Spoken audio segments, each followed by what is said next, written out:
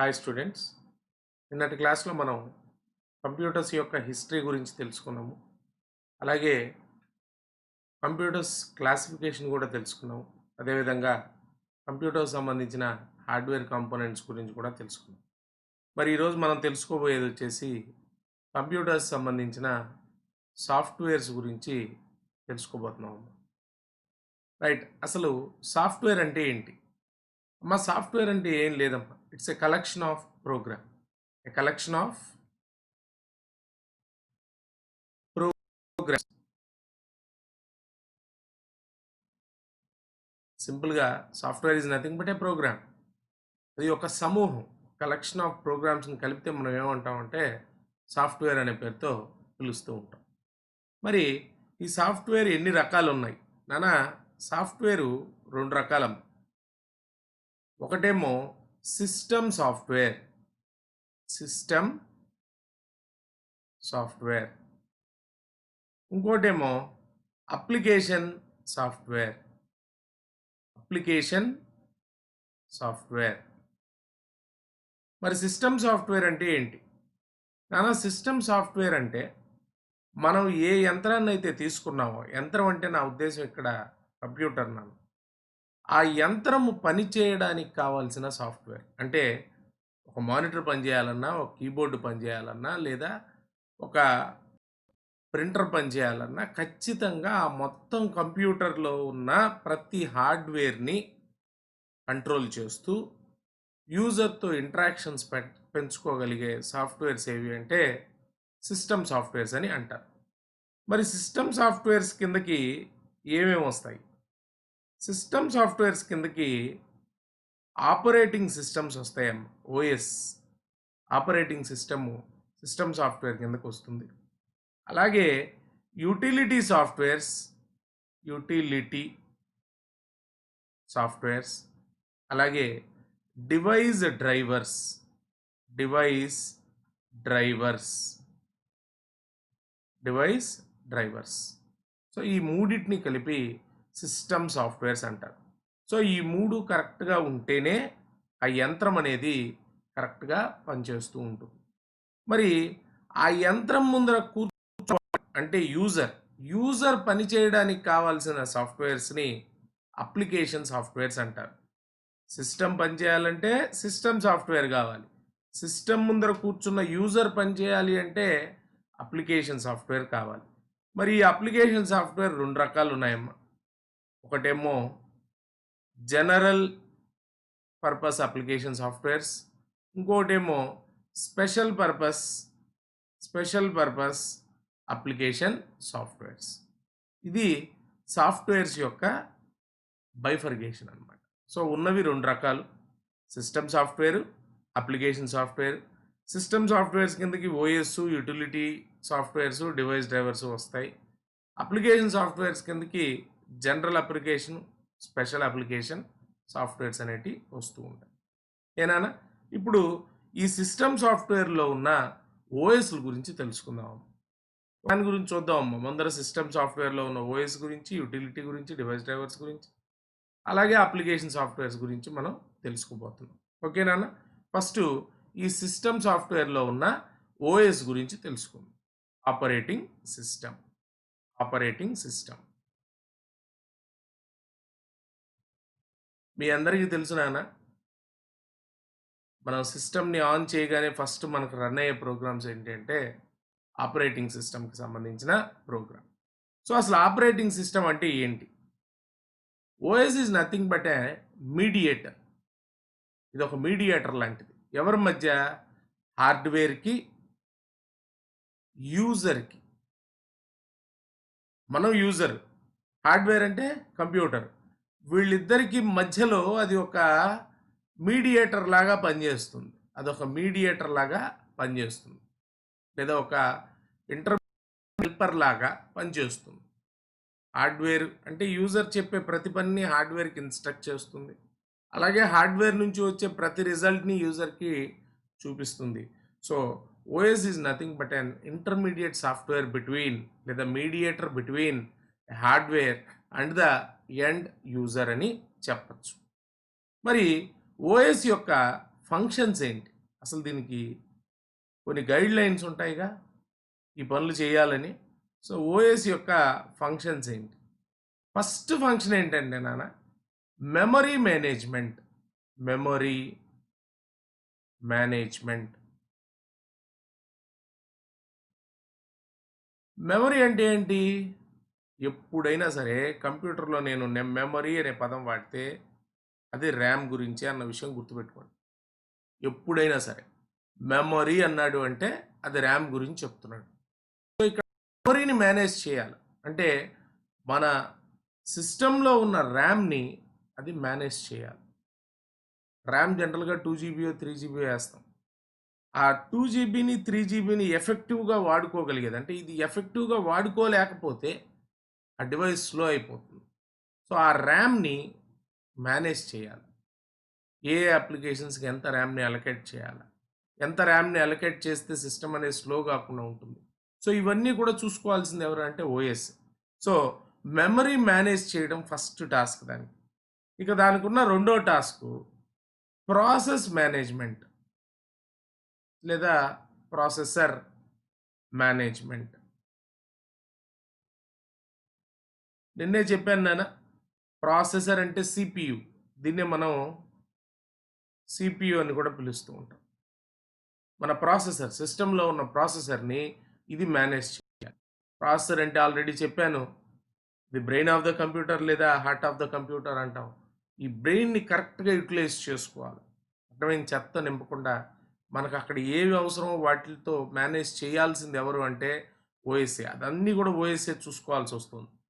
Next ఇదే విధంగా device management. నాన్న,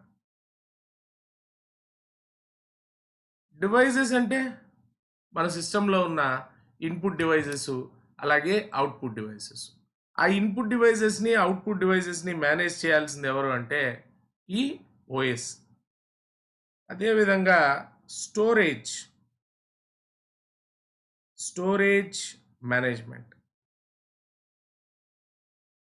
స్టోరేజ్ అంటే ఉదాహరణకు మీ ఫ్రెండ్ ఏవో కొన్ని మూవీస్ ఇచ్చాడు, ఆ మూవీస్ తీసుకొచ్చేసి నీ సిస్టంలో పేస్ట్ చేసావు. మరి ఆ పేస్ట్ చేసినప్పుడు ఏ డ్రైవ్లో నువ్వు పేస్ట్ చేసావు, ఇంతకు ముందర పేస్ట్ చేసిన ఐటెంకి ఈ ఐటెంకి మధ్య స్పేస్ ఎంత ఉండాలి. చూడండి, నీకు అవన్నీ తెలియవమ్మా.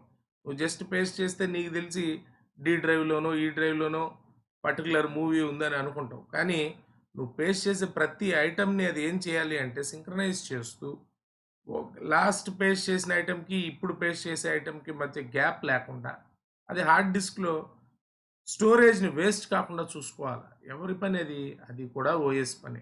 ఇక అదేవిధంగా ఎర్రర్ డిటెక్షన్ అని సెక్యూరిటీ ఉంది. సెక్యూరిటీ గురించి కూడా ఆలోచించాల్సింది ఓఎస్ఏ. అంటే ఫైర్ వాల్స్ని కానీ ఇంకొకటి కానీ, అంటే అనాథరైజ్డ్ యూజర్స్ మన సిస్టంలోకి ఎంటర్ కాకుండా సెక్యూరిటీ పరంగా కూడా, అంటే పాస్వర్డ్ ప్రొటెక్షన్స్ కానీ ఇలాంటివన్నీ కూడా ఎవరు చూసుకోవాలి అంటే ఓఎస్ఏ చూసుకోవాలి. అదేవిధంగా ఎర్రర్స్ వస్తాయి అప్పుడప్పుడు సాఫ్ట్వేర్లో. సో ఈ ఎర్రర్ డిటెక్షన్ కూడా ఎవరు చేయాలి అంటే ఈ ఎర్రర్ డిటెక్షన్ చేసే పని కూడా ఓఎస్కే అప్పచేయడం జరిగింది. ఇంకా అన్నిటికన్నా ముందర మెయిన్గా ఆలోచించాల్సింది కోఆర్డినేషన్. ఇదే దీని ఫస్ట్ టార్గెట్. కోఆర్డినేషన్ బిట్వీన్, ఎవరి మధ్య కోఆర్డినేషన్ ఉండాలి? సాఫ్ట్వేర్కి మరియు హార్డ్వేర్కి మరియు యూజర్కి, వీళ్ళందరి మధ్య కోఆర్డినేషన్ చూసుకోవాలి. అది రకరకాల సాఫ్ట్వేర్లు ఉంటాయి, రకరకాల హార్డ్వేర్లు ఉంటారు, రకరకాల యూజర్స్ ఇంటరాక్ట్ అవుతూ ఉంటారు సిస్టమ్ను. అందరినీ కోఆర్డినేట్ చేస్తూ చూసుకోవాల్సిన బాధ్యత కూడా ఎవరి మీద ఉంది అంటే ఓఎస్ మీదే ఉంది. ఏనా? ఇవి ఓఎస్ యొక్క ప్రధానమైన ఫంక్షన్స్. ఇవన్నీ కూడా ఎవరు పట్టించుకోవాలి? ఖచ్చితంగా ఆపరేట్ సిస్టమే చూసుకోవాలి. నీదేముంది నాన్న, ఒక గేమ్ని ఇన్స్టాల్ చేస్తాం, ప్లే చేస్తూ ఉంటాం. ఆ గేమ్ని ప్లే చేసేటప్పుడు మరి ఓఎస్కి కొన్ని బాధ్యతలు ఉన్నాయి. ఏంటి? నువ్వు ఆడే ఆ గేమ్ ఎంత ర్యామ్ని ఆక్యుపై చేస్తుందో తెలియదు. సో ర్యామ్ని జాగ్రత్తగా చూసుకోవాలి. సిపియు హీట్ ఎక్కకుండా సిపియుని జాగ్రత్తగా చూసుకోవాలి. అదేవిధంగా ఇన్పుట్ అవుట్పుట్ డివైజెస్ డ్యామేజ్ కాకుండా చూసుకోవాలి దీనివల్ల. అదేవిధంగా స్టోరేజ్ని చూసుకోవాలి. సెక్యూరిటీ పరంగా కొన్ని జాగ్రత్తలు, నువ్వు ఇన్స్టాల్ చేసే యాప్ వల్ల ఏదైనా ఇబ్బంది జరగచ్చు నీకు. సో సెక్యూరిటీ ఇష్యూస్ అదే చూసుకోవాలా, ఏదైనా ఎర్రర్ వస్తే ఎర్రర్ డిటెక్షన్ చేసుకోవాలా. ప్రతిదీ ఎవరి బాధ్యత అంటే ఓఎస్ యొక్క బాధ్యతే. అన్నిటికన్నా ముఖ్యం ఏంటి? కోఆర్డినేషన్. ఉదాహరణకు నువ్వు ప్రింట్ దిమ్మనేసి కంట్రోల్ పి అని ఒక ఆప్షన్ని ఇచ్చావు, లేదా సేవ్ చేయమని కంట్రోల్ ఎస్ అనే ఒక ఆప్షన్ని ప్రెస్ చేసావు. నువ్వు అది ప్రెస్ చేయగానే సాఫ్ట్వేర్ ఇంటరాక్ట్ అవ్వాలి. అదేవిధంగా కీబోర్డ్ పనిచేయాలి. ఇవన్నీ కూడా కోఆర్డినేట్గా పని చేస్తేనే సిస్టమ్ ముందర నువ్వు ఎక్కువసేపు కూర్చోగలవు. లేదు నువ్వు ఇప్పుడు సేవ్ చేయమని చెప్తే 1 అవర్ తర్వాత సేవ్ చేస్తే నువ్వు ఇక్కడ ఉండాల్సిన అవసరం లేదుగా, ఆ ఇంటరాక్షన్ అనేది ఉండదుగా. సో అన్నిటికన్నా మెయిన్ టార్గెట్ ఓఎస్కి ఏంటి అంటే coordination between software, hardware and end user, అంటే మనం. ఓకేనా? ఇది ఓఎస్కి సంబంధించిన ఫంక్షన్స్. వీటి మీద కొంత మనకు అవగాహన అయితే ఉండాలి నాన్న. ఓకేనా? ఇక నెక్స్ట్ది వచ్చేసి అసలు ఓఎస్ ఎన్ని రకాలు చూడండి నాన్న. ఓఎస్లు ఎన్ని రకాలంటే మీరు విండోస్, యాపిల్, మెసంతోష్ ఇవి కాదు నేను చెప్పేది. ఇవన్నీ ఎగ్జాంపుల్స్ ఆఫ్ ఆపరేటింగ్ సిస్టమ్స్. అసలు ఓఎస్లు ఎన్ని రకాలుగా ఉన్నాయన్నది ఇప్పుడు చూద్దాం నాన్న. నాన్న types of OS, types of operating systems. అందులో ఫస్ట్ టైప్ ఏది అంటే batch processing operating system. Batch processing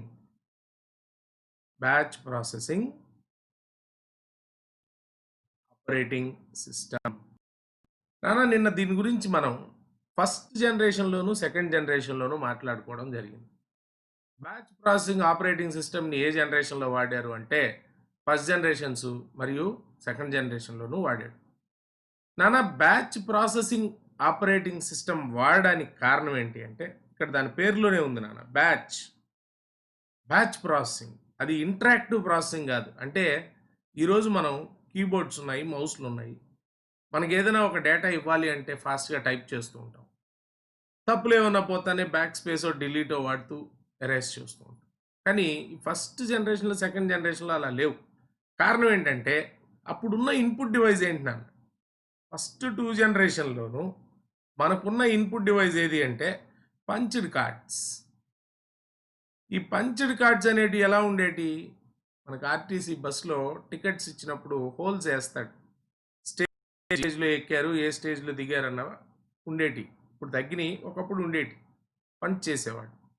so ఆ పంచ్డ్ కార్డ్స్ అనేది ఒక ఇన్పుట్ అనమాట. ఎప్పుడు ట్రావెల్ చేశాడు, ఎక్కడి నుంచి ఎక్కడికి ట్రావెల్ చేశాడు. సో తప్పులు ఏమైనా జరిగితే ఏం చేయాలి, ఎరేజర్తో కొట్టేదానికి లేదు, మళ్ళీ ఫ్రెష్ టికెట్ తీసుకోవాల్సి వచ్చేది. సో ఇక్కడ కూడా అంతేనా. సో పంచ్డ్ కార్డ్స్ వల్ల పెద్ద డ్రాబ్యాక్ ఏంటంటే సిస్టమ్తో యూజర్కి ఇంటరాక్షన్ తక్కువగా ఉండేది. User does not interact with computer directly. User do not interact with the computer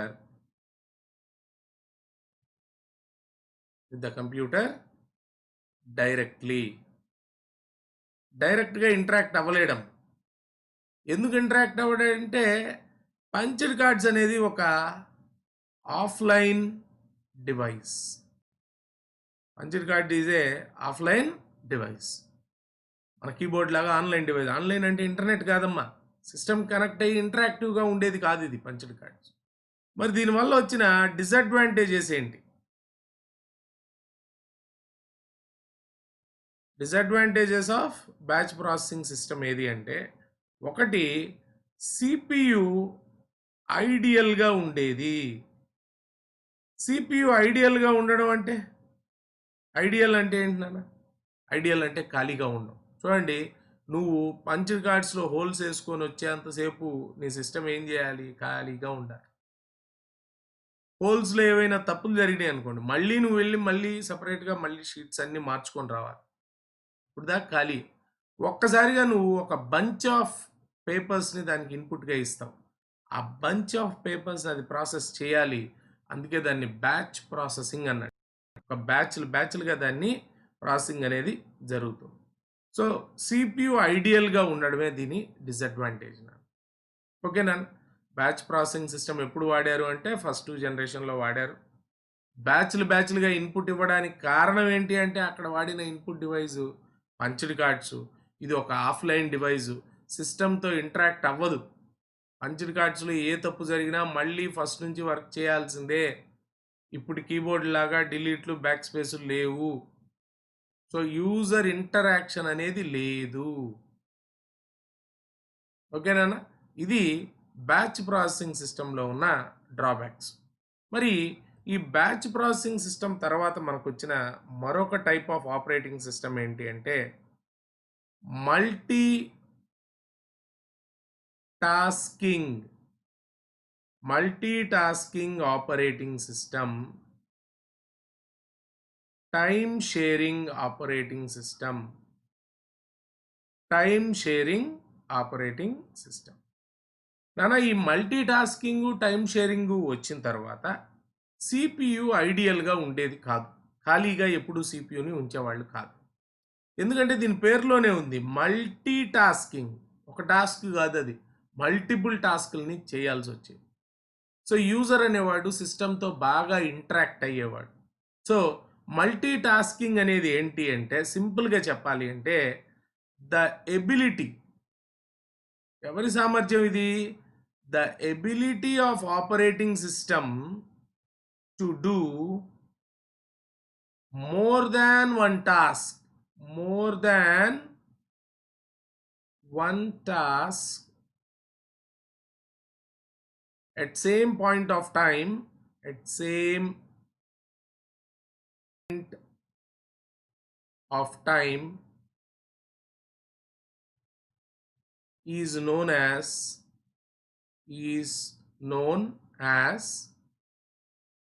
multitasking. Multitasking. మనకు చాలా సార్లు బిట్టి అడుగుతాడు. ఈ ముక్క మనకు గుర్తుండాలి. మల్టీ టాస్కింగ్ ఎవరి సామర్థ్యము అంటే ఎబిలిటీ ఆఫ్ ఆపరేటింగ్ సిస్టమ్. మన సామర్థ్యం కాదు ఇది. ఇది ఎవరి గొప్పతనం? Ability of operating system. ఉదాహరణకు చూడండి, నా సిస్టంలో నేను ఒకేసారి సాంగ్స్ని ప్లే చేస్తూ ఉంటాను, పాటలు వింటూ ఉంటాను, గేమ్ ఆడుతూ ఉంటాను, మధ్య మధ్యలో ఫేస్బుక్లో మా ఫ్రెండ్తో చాటింగ్ చేస్తూ ఉంటాను, అదేవిధంగా ట్విట్టర్లో కూడా చాటింగ్ చేస్తూ ఉంటాను. నేను ఇక్కడ ఒకే టైం పీరియడ్లో మల్టిపుల్ చేస్తున్నాను నేను. అయితే ఇది ఎవరి గొప్పతనం? ఇన్ని పనులు నేను చేయగలుగుతున్నాను అంటే అది నేను వాడుతున్న ఆపరేటింగ్ సిస్టమ్ యొక్క గొప్పతనం. చూడండి నాన్న, గతంలో మన దగ్గర బేసిక్ ఫోన్స్ ఉండేటివి. బేసిక్ ఫోన్స్ ఉన్నప్పుడు ఉదాహరణకు మనం ఒక కాల్ మాట్లాడుతూ ఉన్నాం. ఆ కాల్ మాట్లాడేటప్పుడే వేరే పర్సన్ యొక్క ఫొటోస్ చూడాలి, లేదా వేరే పర్సన్ యొక్క మెసేజ్ ఏదో వచ్చింది, ఆ మెసేజ్ చదవాలి అంటే గతంలో ఆ బేసిక్ ఫోన్స్లో కుదిరేది కాదు. కారణం ఏంటంటే అవి మల్టీ టాస్కింగ్ని సపోర్ట్ చేసేటివి కావు. మరి ఈరోజు మీరు స్మార్ట్ ఫోన్ వాడుతున్నారు. ఫోన్ అంతా అదే, స్మార్ట్ ఫోన్ వాడుతున్నారు. మరి స్మార్ట్ ఫోన్లో పరిస్థితి ఏంటి? ఒక కాల్ అటెంప్ట్ చేసేటప్పుడే నువ్వు ఎవరితో అయినా చాటింగ్ కూడా చేస్తూ ఉండొచ్చు, అలాగే ఇమేజెస్ని చూస్తూ ఉండొచ్చు. సో, ఇలా మల్టిపుల్ టాస్క్ అంటే ఒక ఫైల్ని డౌన్లోడ్ చేయొచ్చు. ఫోన్లో మాట్లాడుతూనే మల్టిపుల్ టాస్కులు చేస్తూ ఉన్నాను.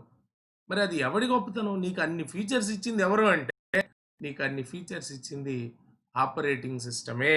నీ ఫోన్లో ఉన్నటువంటి ఆ ఆండ్రాయిడ్ ఆపరేటింగ్ సిస్టమే అన్ని ఫీచర్స్ ఇచ్చింది. ఫోన్ కాదమ్మా, అది ఫోన్ గొప్పతనం కాదు.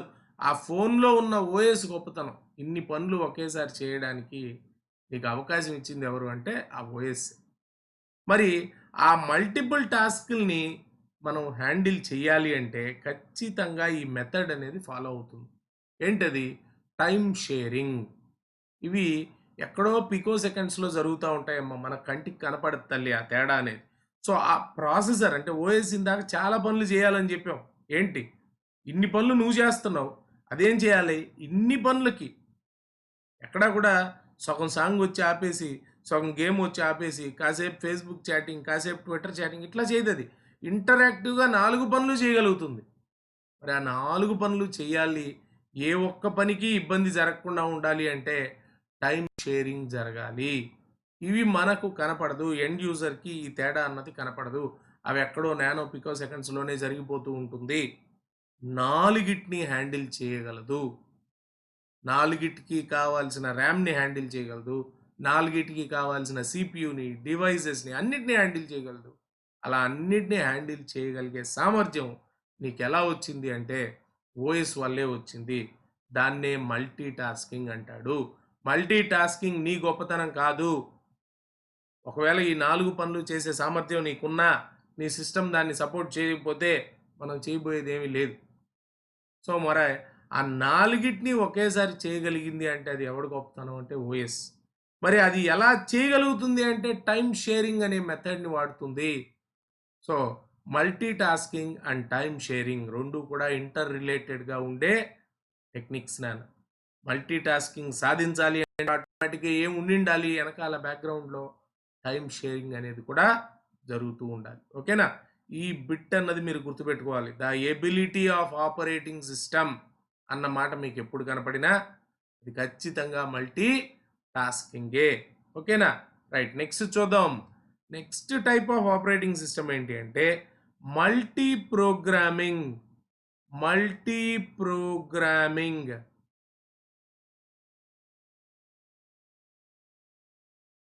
మల్టీ టాస్కింగ్ వేరు నాన్న. Multi programming వేరమ్మ.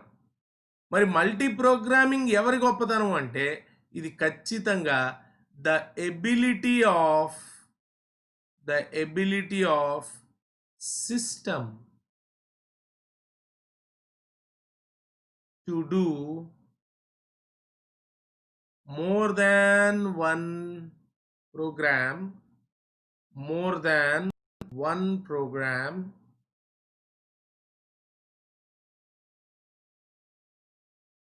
at the same point of time.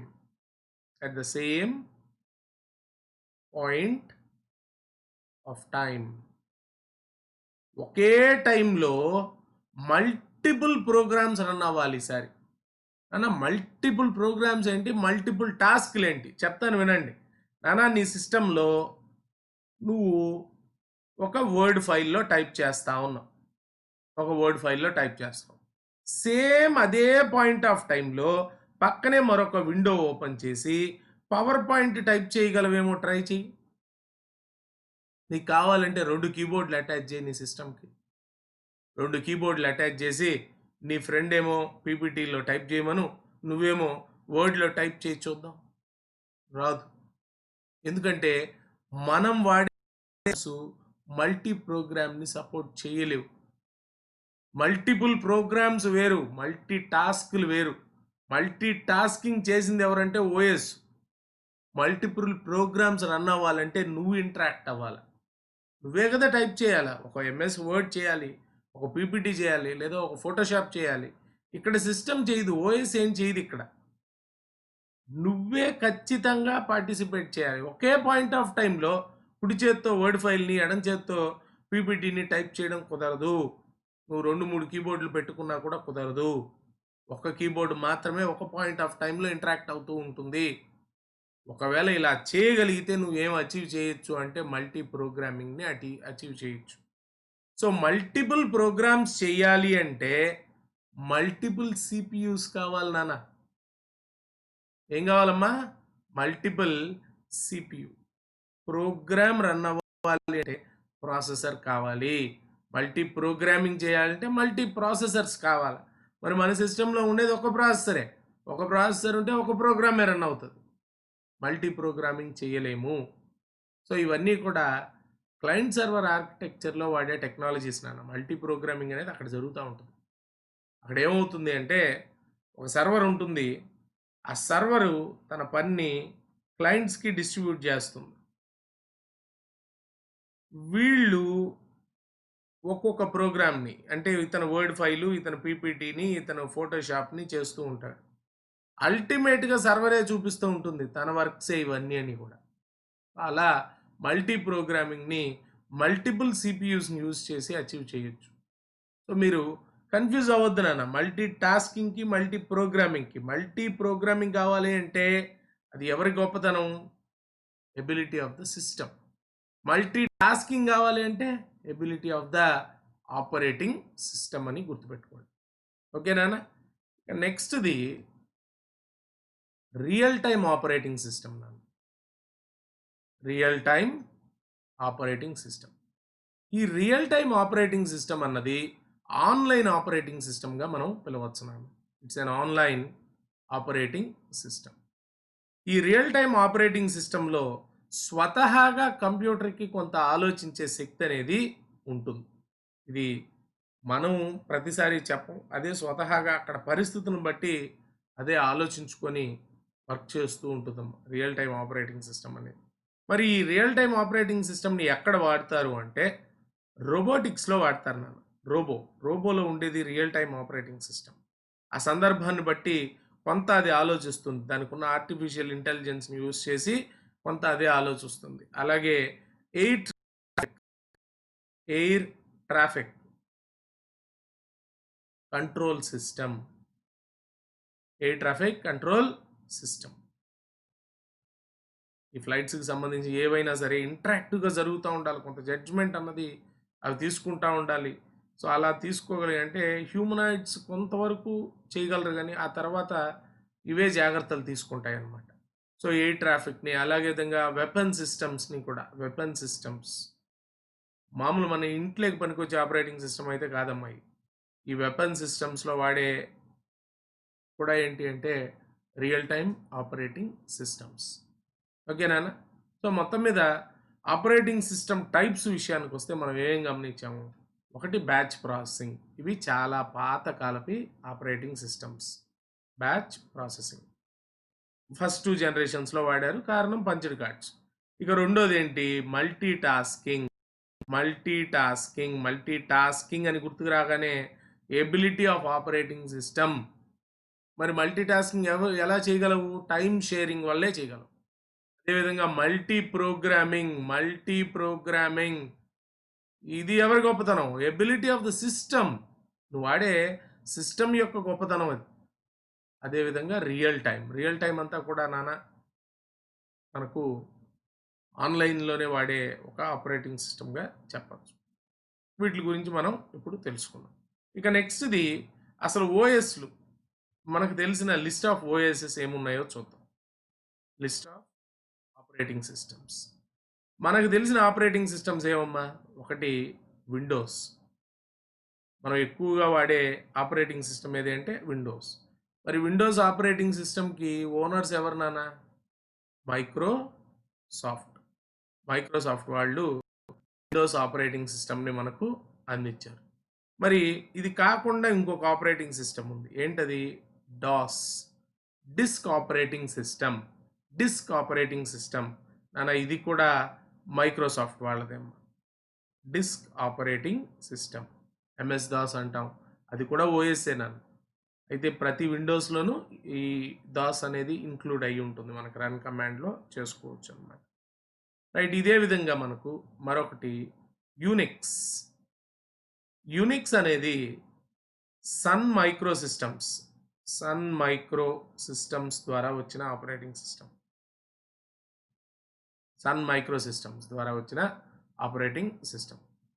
అదేవిధంగా లినక్స్. అమ్మా లెనెక్స్కి ఓనర్ ఎవరు లేరమ్మా. ఇది ఒక ఓపెన్ సోర్స్ ఆపరేటింగ్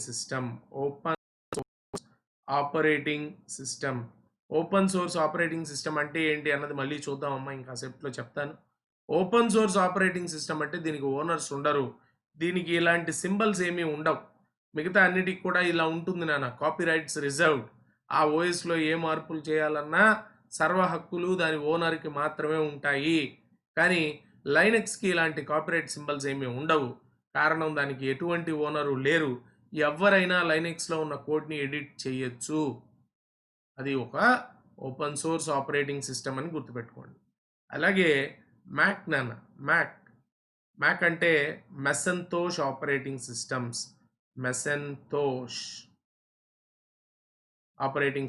ఎవరిది ఇది? యాపిల్ కార్పొరేషన్ వాళ్ళదమ్మా. యాపిల్ సిస్టమ్స్ మన ఐఓఎస్లో ఇవన్నీ కూడా ఈ యాపిల్ సిస్టమ్కి సంబంధించినవి. సో మనం వాడేది ఏది అంటే విండోస్ జనరల్గా వాడుతున్నాం, అవన్నీ కూడా ఆపరేటింగ్ సిస్టమ్స్గానే చెప్పచ్చు. ఓకేనా? ఇక నెక్స్ట్ ఆపరేటింగ్ సిస్టమ్స్లోనే కొన్ని టర్మ్స్ని చూద్దాం నాన్న. ఈ పదాలని టర్మినాలజీ కింద చూడాలి. ఫస్ట్ది అసలు బూటింగ్ అంటే ఏంటి? Booting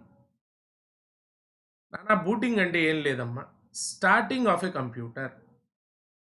starting of A computer. ఒక కంప్యూటర్ని స్టార్ట్ చేసినప్పుడు అక్కడ జరిగే ప్రక్రియనే, అంటే నువ్వు పవర్ ఆన్ చేసిన తర్వాత అక్కడ జరిగే, అంటే ఒక బ్లాక్ స్క్రీన్ వస్తుంది, విండోస్ అని వస్తుంది, అక్కడ జరిగే ఆ ప్రాసెస్ని ఏమనాలి అంటే బూటింగ్ అని అనాలి. స్టార్టింగ్ అనకూడదు. టెర్మినాలజీ ఏంటంటే బూటింగ్ జరుగుతుంది అని పిలవాల్సి వస్తుంది. మరి ఈ బూటింగ్లో 2 రకాలు ఉన్నాయమ్మా. ఒకటేమో సాఫ్ట్ బూటింగ్ లేదా వార్మ్ బూటింగ్ లేదా కోల్డ్ బూటింగ్ అంటాం. Cold booting. కోల్డ్ బూటింగ్ అంటే ఏంటి? ఒక సిస్టమ్ని ఇనిషియల్గా ఆ రోజు ఫస్ట్ టైం స్టార్ట్ చేస్తే, అంటే అప్పటి వరకు ఆఫ్ స్టేట్లో ఉన్న ఒక కంప్యూటర్ని నువ్వు ఆన్ చేస్తే దాన్ని కోల్డ్ బూటింగ్ అంటారు. కోల్డ్ అంటే నీ సిపియు అప్పుడు దాకా, అంటే నీ ప్రాసెసర్, మళ్ళీ చెప్తున్నానమ్మా, సిపియు అంటే ఆ రేకు డబ్బా కాదు, ఆ రేకు డబ్బా పేరు సిస్టమ్ యూనిట్. సిపియు అంటే ప్రాసెసర్, ఒక చిప్. అది ఆ ప్రాసెసర్ ఫస్ట్ టైం ఆ రోజు ఒక ఆఫ్ స్టేట్ నుంచి ఆన్ స్టేట్లోకి ఇనిషియల్గా స్టార్ట్ అయితే దాన్ని ఏమనాలి అంటే కోల్డ్ బూటింగ్ అని పిలవాలి. నేనా? మరి ఇంకొక బూటింగ్ ఏంటి? వామ్ బూటింగ్. వామ్ బూటింగ్. కోల్డ్ బూటింగ్, వామ్ బూటింగ్. వామ్ బూటింగ్ అంటే ఏంటి? ఇది ఇనిషియల్గా స్టార్ట్ చేయడం కాదు, ఇవి రీస్టార్ట్. నువ్వు రీస్టార్ట్ చేస్తే అప్పుడు అది ఏ బూటింగ్లోకి వెళ్తుంది అంటే వామ్ బూటింగ్. ఎందుకు? అప్పటికే సిపియు కాస్త వెచ్చగానే ఉంటుంది. ఇది సిపియు ఆఫ్ చేసి ఉంటావు కాబట్టి చల్లగా ఉంటుంది, ఇది వామ్ స్టేట్లో ఉంటుంది, అంటే రన్నింగ్ స్టేట్లో ఉన్నింది అప్పటి వరకు. నువ్వు ఉన్నట్టుండి రీస్టార్ట్ చేస్తావు, అప్పుడు దాన్ని ఏమనాలి అంటే వామ్ బూటింగ్ అని పిలవాలి. లేదు, మీరు ల్యాప్టాప్ యూజ్ చేస్తూ ఉన్నారు, ఉన్నట్టు ఉండేసి ఏదో వర్క్ వచ్చింది, అర్జెంటుగా వెళ్ళాలి, జస్ట్ ల్యాప్టాప్ క్లోజ్ చేశారు, షట్ డౌన్ చేయలే, జస్ట్ ల్యాప్టాప్ క్లోజ్ చేసి మీరు ఇంటికి వెళ్ళిపోతారు. అయితే నీ సిపియు ఏ స్టేట్లో ఉంటుంది అంటే అప్పుడు వామ్ బూటింగ్ స్టేట్లో ఉంటుంది. అంటే షట్ డౌన్ అవ్వదు, కానీ పవర్ కన్జంప్షన్ ఉండదు, సిపియు అయితే రన్నింగ్లోనే ఉంటుంది. సో దాన్నే వామ్ బూటింగ్ స్టేట్ అంటారు. నువ్వు ఒకసారిగా సిపియు అంటే నీ మానిటర్ని ఓపెన్ చేసి, నీ ల్యాప్టాప్ ఓపెన్ చేసి ఏ కీ ప్రెస్ చేసినా సరే అదేమవుతుంది అంటే వామ్ బూటింగ్ వస్తుంది. ఓకే నాన్న? సో ఇది మనం టెర్మినాలజీలో చూడాలమ్మా. ఒకటి బూటింగ్ అంటే స్టార్టింగ్ ఆఫ్ ఎ కంప్యూటర్. దాంట్లో 2 రకాల స్టార్ట్స్ ఉన్నాయి. ఒకటి కోల్డ్ బూటింగ్, అంటే ఫస్ట్ టైం ఆ రోజు స్టార్ట్ అయ్యేదాన్నే కోల్డ్ బూటింగ్ అంటారు. రెండోది ఏంటి? వామ్ బూటింగ్, అంటే అప్పటికే స్టార్ట్ అయ్యి ఉంటుంది, జస్ట్ రీస్టార్ట్ అవ్వదాన్నే వామ్ బూటింగ్ అని పిలవాల్సి వస్తుంది. ఇక ఇంకొక పదం గురించి కూడా మనం ఇక్కడే తెలుసుకుందాం నాన్న. అది ఫర్మ్ వేర్. ఫర్మ్ వేర్ నాన్న, ఫర్మ్ వేర్ అంటే ఏం లేదమ్మా, software embedded in a device during it's manufacturing is known as firmware. ఏదైనా ఒక సాఫ్ట్వేర్ని ఒక యంత్రం తయారు చేసేటప్పుడే అందులో పొందుపరిస్తే దాన్ని ఫర్మ్వేర్ అంటారు. ఏంటన్నా? Software embedded in a device,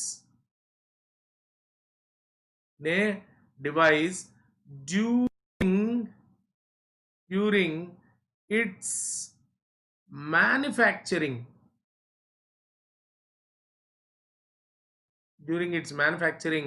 is known as firmware. మీకు ఉదాహరణకు అర్థమయ్యే విధంగా చెప్తాను తండ్రి.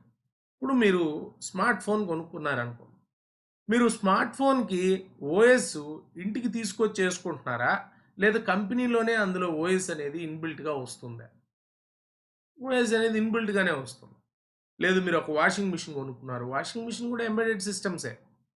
ఆ వాషింగ్ మిషన్కి ఆపరేటింగ్ సిస్టమ్ మీరు ఇంటికి తెచ్చేసుకుంటున్నారా, లేదా ఆ సిస్టమ్ తయారయ్యేటప్పుడే వచ్చింది అంటే ఆ సిస్టమ్ తయారయ్యేటప్పుడే వస్తాయి ఇవన్నీ కూడా. అలాగే ఏసీలో కూడా మనకు చిప్స్ ఉంటాయి నాన్న, ఏసీలో కూడా ఓఎస్లు రన్ అవ్వాలి. మన కంప్యూటర్లో ఉన్నంత కాదు, కానీ ప్రతిదీ నువ్వు ఇన్పుట్ ఇస్తే ప్రాసెస్ చేసి అవుట్పుట్ చూపిస్తుంది కదా. రిమోట్ ద్వారా నువ్వు ఇన్పుట్ ఇస్తున్నావు, ప్రాసెస్ చేస్తుంది, అవుట్పుట్ చూపిస్తుంది నీకు. సో ఇవన్నీ కూడా ఫర్మ్వేర్స్ అని పిలుస్తారు. సో ఏదైనా ఒక సాఫ్ట్వేర్ యంత్రం తయారు చేసేటప్పుడే అందులో పొందుపరిస్తే ఆ సాఫ్ట్వేర్ని ఏమంటారు అంటే ఫర్మ్వేర్ అనే పేరుతో పిలవాల్సి వస్తుంది. ఓకే నాన్న? ఇది ఆపరేటింగ్ సిస్టమ్స్కి సంబంధించిన డేటా. మీరు ఒక్కసారి రీకాల్ చేసుకోవాలి. ఆపరేటింగ్ సిస్టమ్ అంటే ఏంటి?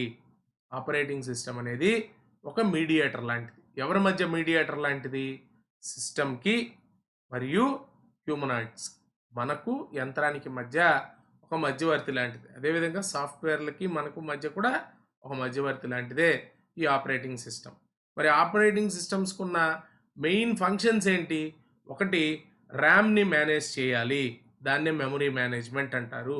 ఇంకొకటి సీపీయూని మేనేజ్ చేయాలి. దాన్నే ప్రాసెస్ మేనేజ్‌మెంట్ అంటారు. ఇంకొకటి డివైజెస్‌ని అన్ని ఇన్‌పుట్, అవుట్‌పుట్ డివైజెస్‌ని మేనేజ్ చేయాలి. దాన్ని డివైస్ మేనేజ్‌మెంట్ అంటారు. అదేవిధంగా స్టోరేజ్‌ని ఎక్కడంటే అక్కడ స్టోర్ అవ్వకూడదు కదా! ఒక సీక్వెన్స్‌గా, ఒక పద్ధతిగా స్టోర్ అవ్వాల. అలా ఒక పద్ధతిగా స్టోర్ అవ్వకపోతే రేపు నువ్వు ఉన్నట్టుండి ఒక పాటని డబుల్ క్లిక్ ప్లే చేస్తే అప్పుడు నేను ఎతకూడదు ఎక్కడుందా స్టోరేజ్‌లో అని. ఖచ్చితంగా ఒక ఫైల్ అలొకేషన్ టేబుల్ అనేది మెయింటైన్ చేయాలి. ఏ ఫైల్‌ని ఎక్కడ పెడుతున్నాం అనేది ఒక ఇండెక్స్ పేపర్ లాగా అది రాసుకోవాలా. సో, ఇవన్నీ కూడా ఎవరి పని? ఓఎస్ పని. అదేవిధంగా సెక్యూరిటీ ఇవ్వాలా. అదేవిధంగా ఏదైనా ఎర్రర్స్ జరిగితే ఎర్రర్ డిటెక్షన్ చేయాలా. అన్నిటికన్నా ముందు ముఖ్యమైనది కోఆర్డినేషన్. ఎవరి మధ్య కోఆర్డినేషను? హార్డ్‌వేరు, సాఫ్ట్‌వేరు, యూజరు వీళ్ళ మధ్య కోఆర్డినేషన్ అన్నది తీసుకురావాల్సింది ఎవరు అంటే ఓఎస్ అనే తెలుసుకున్నాం. మరి టైప్స్ విషయానికొస్తే ఏం నేర్చుకున్నాం నాన్న? ఒకటి బ్యాచ్ ప్రాసెసింగ్ ఆపరేటింగ్ సిస్టమ్ గురించి తెలుసుకున్నాం. బ్యాచ్ ప్రాసెసింగ్ అనేది ఫస్ట్ జనరేషన్‌లో వాడారు. దాంట్లో డ్రాబ్యాక్ ఏంటంటే సిస్టమ్ ఐడియల్‌గా ఉండేది. ఎక్కువసేపు ఖాళీగా ఉండేది. కారణం ఏంటంటే ఈయన పంచ్డ్ కార్డ్స్‌తో హోల్స్ ఏసుకోవచ్చు ఎంతసేపు అది చేయాల్సిన పని ఏం లేదు ఖాళీగా ఉండడమే. తప్పులు జరిగినయి మళ్ళీ వెళ్లి ఇతను హోల్స్ ఏసుకోవచ్చు ఎంతసేపు ఖాళీగానే ఉండడం. ఇక దాని తర్వాత మల్టీ టాస్కింగు, టైమ్ షేరింగ్ చేశారు. అప్పుడు సిస్టమ్‌ని ఖాళీగా ఉంచలా. ఒకే సిస్టమ్‌లో మల్టిపుల్ టాస్క్‌లు జరిగినియి. అయితే అది ఎవరి గొప్పతనం? మల్టిపుల్ టాస్క్‌లు చేయాలంటే నీ గొప్పతనం కాదు. నీ సిస్టమ్ ఒప్పుకుంటేనే నువ్వు మల్టిపుల్ టాస్క్‌లు చేయగలవు. అది the ability of operating system. ఓకేనా? మరి ద ఎబిలిటీ ఆఫ్ సిస్టమ్ అని అడిగితే మల్టీ ప్రోగ్రామింగ్ నాన్న. ఓకేనా?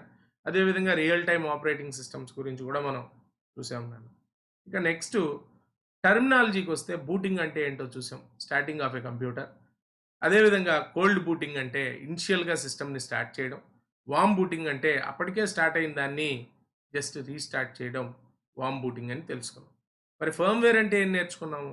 ఏదైనా ఒక సాఫ్ట్‌వేరు అది తయారయ్యేటప్పుడే అందులో కనుక అంటే ఒక సిస్టమ్ తయారయ్యేటప్పుడే సాఫ్ట్‌వేర్ దాంట్లో ఎంబెడెడ్ చేస్తే దాన్ని ఫర్మ్‌వేర్ అని ఇక నెక్స్ట్‌ది మనం ఆల్రెడీ మీకు గుర్తుందో లేదో మనం ప్రీవియస్‌గా ఏం చేస్తున్నాము? సాఫ్ట్‌వేర్స్‌లో 2 రకాలు. System software, application software. System సాఫ్ట్‌వేర్‌లో మొదటిది చూసాం ఓఎస్. మరి రెండోది ఏంటి నాన్న? Utility softwares. Utility softwares. నాన్న యుటిలిటీస్ అంటే ఏం లేదమ్మా. ఇవి కేవలం మన సరదాల కోసం ఇన్‌స్టాల్ చేసే సాఫ్ట్‌వేర్స్. వాస్తవానికి ఇవి లేకపోయినా సిస్టమ్ పనిచేస్తుంది. కానీ ఇవి ఉంటేనే నువ్వు బాగా పనిచేస్తావు. నువ్వు ఇంట్రెస్ట్‌గా కూర్చుండేదే యుటిలిటీస్ వల్ల. యుటిలిటీస్ అంటే రకరకాల సాఫ్ట్‌వేర్‌లు. అవి కేవలం నీ సరదాల కోసం వస్తాయి. ఉదాహరణకు చూద్దాం నాన్న. ఆల్రెడీ మీరు విండోస్ ఆపరేటింగ్ సిస్టమ్ లేదా విండోస్ 10 అనే ఆపరేటింగ్ సిస్టమ్‌ని ఇన్‌స్టాల్ చేసున్నారు. మీరు విండోస్ ఆపరేటింగ్ సిస్టమ్‌ని ఇన్‌స్టాల్ చేస్తే ఆల్రెడీ మీ సిస్టమ్‌లో ఇన్‌బిల్ట్‌గా ఒక బ్రౌజర్ ఉంటది.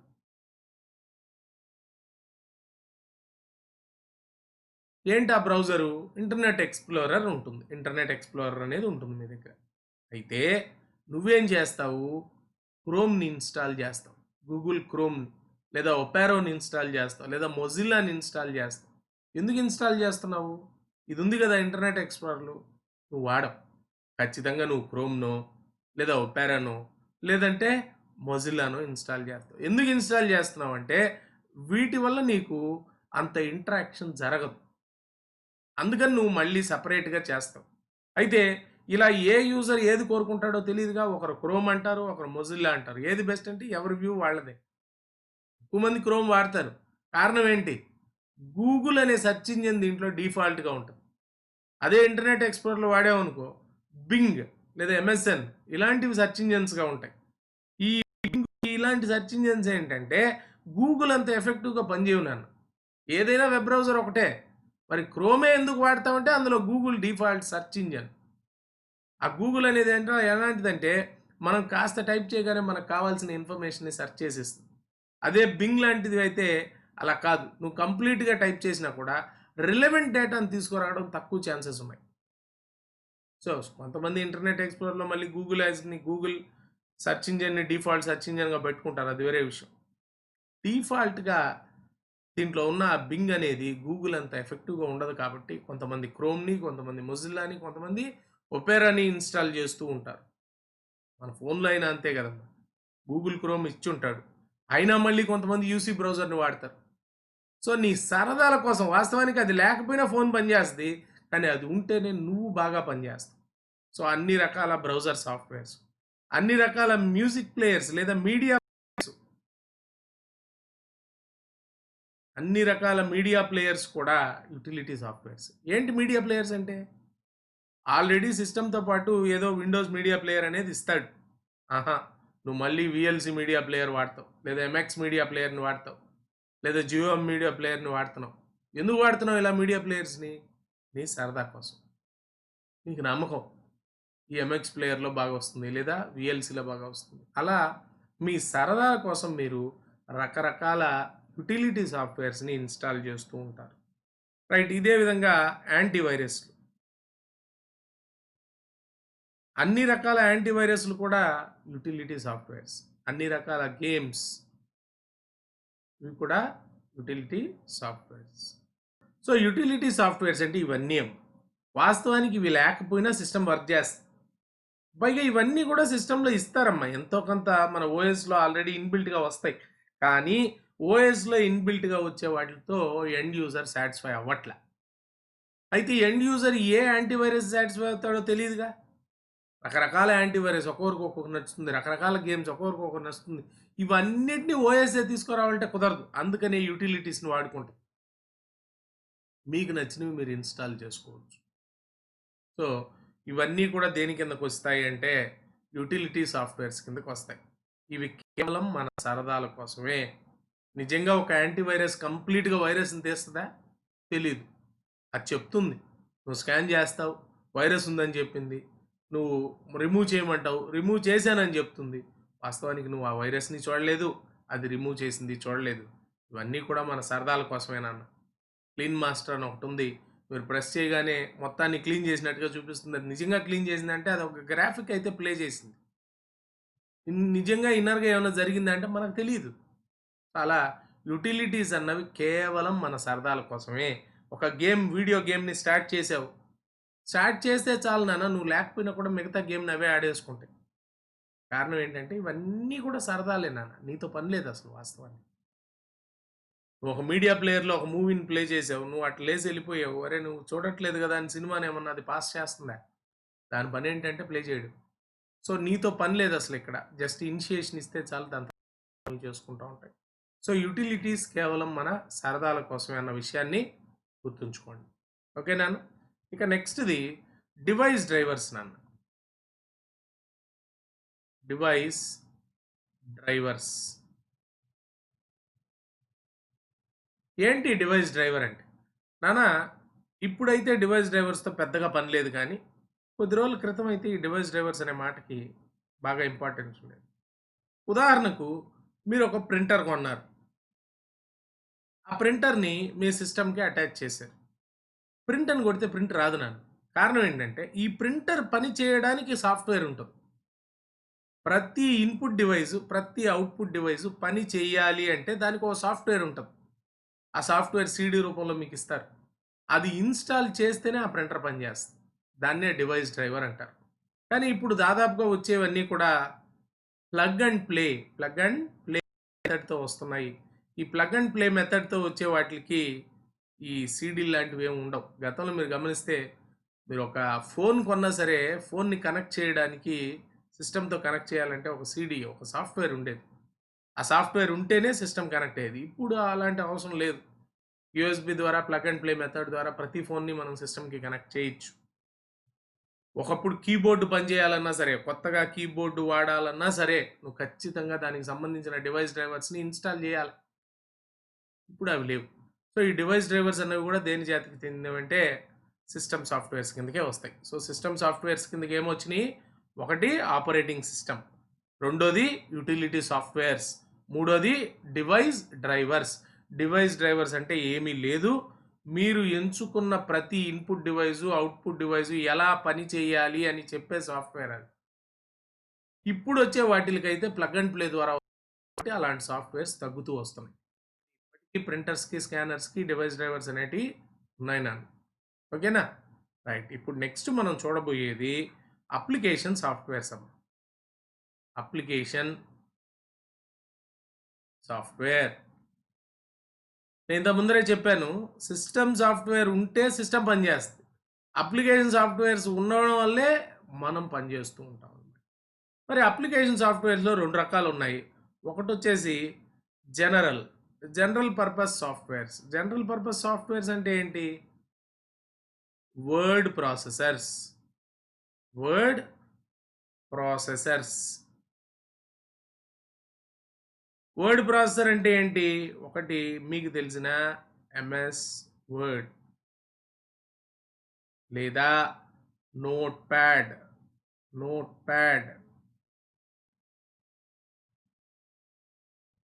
సో ఇవన్నీ కూడా దేని కిందకు వస్తాయంటే వర్డ్ ప్రాసెసర్స్ కిందకు వస్తాయి. వర్డ్ ప్యాడ్ కూడా ఉందాం.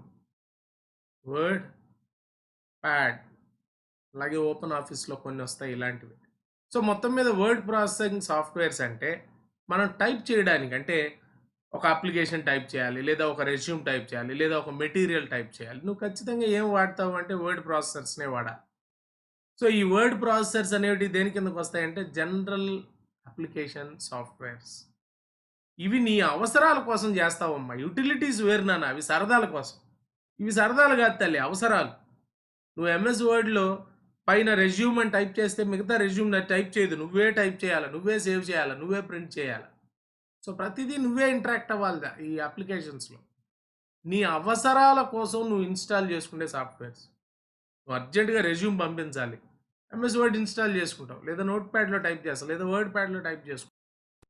సో అలా నీ అవసరాల కోసం చేసేటియే ఈ అప్లికేషన్స్. అందులో జనరల్ పర్పస్ అంటే కామన్ యూసేజ్ ఏంటి? వర్డ్ ప్రాసెసర్ సాఫ్ట్వేర్స్ కావచ్చు, అదేవిధంగా స్ప్రెడ్షీట్స్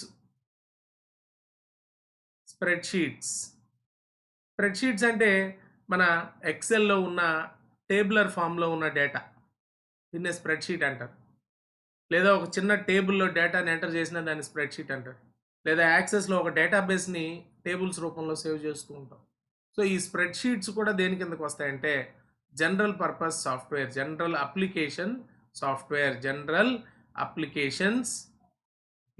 సాఫ్ట్వేర్. నేనా? సో ఇవన్నీ కూడా అంటే ఇప్పుడు నువ్వు ఒక పీపీటీ తయారు చేయాలనుకుంటావు, పవర్ పాయింట్ ప్రజెంటేషన్స్కి సంబంధించినవి కూడా దేని కిందకు వస్తాయంటే జనరల్ పర్పస్ కిందకే వస్తాయి. మరి స్పెషల్ పర్పస్ ఏంటి? అప్లికేషన్ రకాలు, ఒకటి జనరల్ పర్పస్, ఇంకోటి ఏం చెప్పాను? స్పెషల్ అని చెప్పాను. స్పెషల్ పర్పస్ అప్లికేషన్ సాఫ్ట్వేర్స్ ఏంటి? స్పెషల్ పర్పస్ అప్లికేషన్ సాఫ్ట్వేర్స్ అంటే అన్ని రకాల ఎడిటింగ్స్ నాన్న. ఇది అందరికీ అవసరం లేదు తల్లి. ఎడిటింగ్ సాఫ్ట్వేర్స్ ఏంటి? ఆడియో ఎడిటింగ్ చేయొచ్చు, వీడియో ఎడిటింగ్ చేయొచ్చు, ఇమేజ్ ఎడిటింగ్ చేయొచ్చు. ఈ audio, video, image editing like multimedia editings అన్నమాట. ఇవన్నీ కూడా స్పెషల్ అప్లికేషన్స్. ఆ కామన్ మ్యాన్కి అవసరం లేదు కదా తల్లి.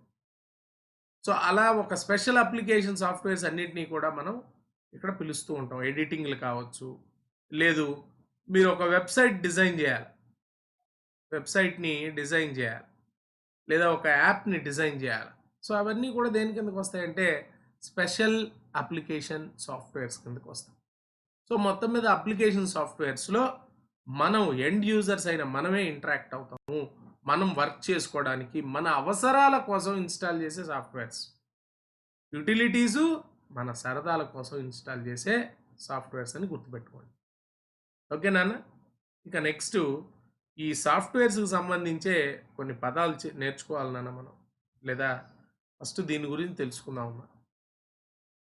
ఏ సాఫ్ట్వేర్ రాయాలన్నా ముందర ఒక లాంగ్వేజ్ ఉండాలి, కోడింగ్ అనేది జరగాలి కదా. ఓఎస్ తయారు చేయాలన్నా సరే కోడింగ్ అనేది ఉండాలి. సో దానికి సంబంధించినవి చూద్దాం. ప్రోగ్రామింగ్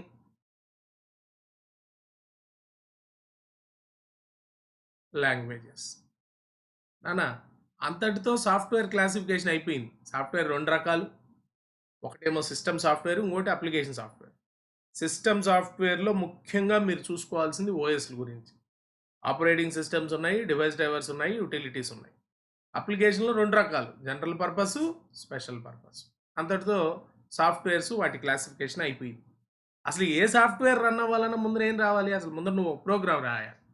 సో, ఆ ప్రోగ్రామింగ్ లాంగ్వేజెస్ గురించి వద్దాం. ప్రోగ్రామింగ్ లాంగ్వేజెస్ 2 రకాలున్నాయి. ఒకటేమో low level language. Low level language. ఇంకోటొచ్చేసి high level language. High level language.